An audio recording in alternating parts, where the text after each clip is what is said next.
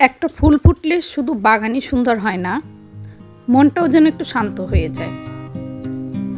এই ছোট্ট গোলাপটা যেন সকালবেলার হাসি, প্রকৃতির নীরব ভালোবাসা। গ্রামের সকালগুলো এমনই, পাখির ডাক, হালকা বাতাস আর মাটির গন্ধে ভরা এক টুকরো শান্তি। আজ নতুন কিছু শুরু করার দিন, নিজের হাতে বেগুনের চারা তুলছি। এই ছোট ছোট চারাগুলোর মাঝেই লুকিয়ে থাকে ভবিষ্যতের স্বপ্ন, অনেক স্বপ্ন, অনেক আশা। কৃষকের জীবন আসলে খুব সহজ না, তবু মাটির সাথে যে ভালোবাসা সেটা কখনো ফুরায় না, কারণ এই মাটিই আমাদেরকে বাঁচিয়ে রাখে। এই বেগুনের বীজগুলো আমার এক খালা দিয়েছিল, বেশ ভালো জাতের বেগুন। দেখা যাক কি হয়।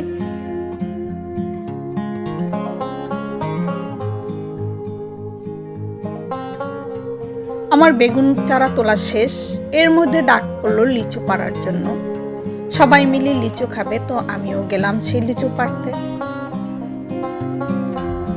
নিজেদের গাছ থেকে ফল পাড়া এবং সেই ফল কুড়ানোর মধ্যে একটা অন্য রকমের আনন্দ কাজ করে।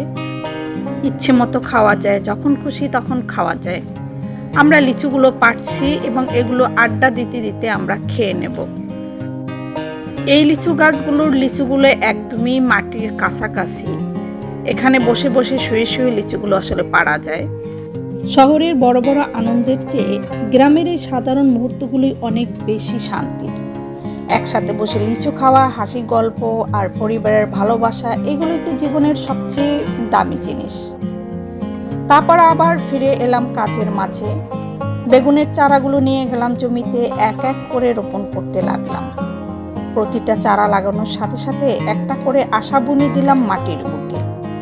হয়তো কয়েক মাস পরে এই গাছই ভরে যাবে টাটকা বেগুনে। প্রকৃতির সবচেয়ে সুন্দর জিনিস হলো, এটা কখনো তাড়াহুড়ো করে না, ধীরে ধীরে বেড়ে ওঠে, ঠিক মানুষের স্বপ্নের মতো। গ্রামের জীবন মানে শুধু কাজ না, এখানে আছে শান্তি, মায়া আর প্রকৃতির নিঃস্বার্থ ভালোবাসা। বেগুন গাছ রোপণ করতে করতে ভাবছি কবে বেগুন হবে আর আমি কবে বেগুন পোড়া ভর্তা খাবো। বেগুন পোড়া ভর্তা আমার ভীষণ পছন্দ, আর এটার জন্যই মূলত এই বেগুন গাছগুলো লাগানো।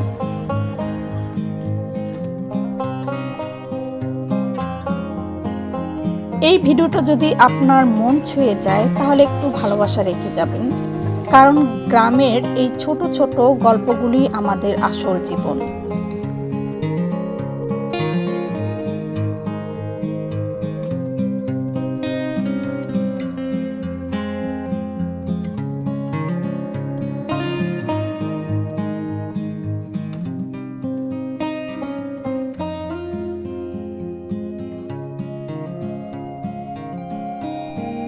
সবাই ভালো থাকবেন, দোয়া করবেন, ভালো লাগলে লাইক করবেন, কমেন্ট করবেন এবং শেয়ার করবেন। আচ্ছা, ফলো এবং সাবস্ক্রাইব করে রাখছেন তো?